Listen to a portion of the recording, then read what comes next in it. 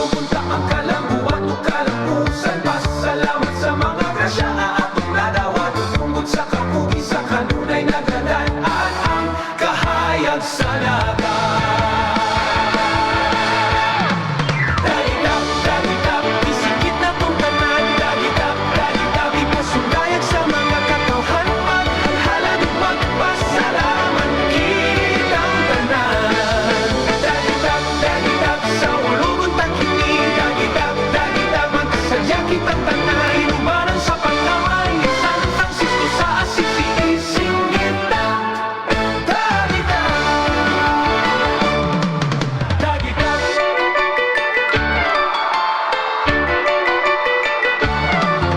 Gani ato kami umamat, karon kahayag na sugang dagitap. Lumipadanag sa industriya, naghatag og kasayon sa panimalay ug patigayon. Kung sa paglambong ekonomiya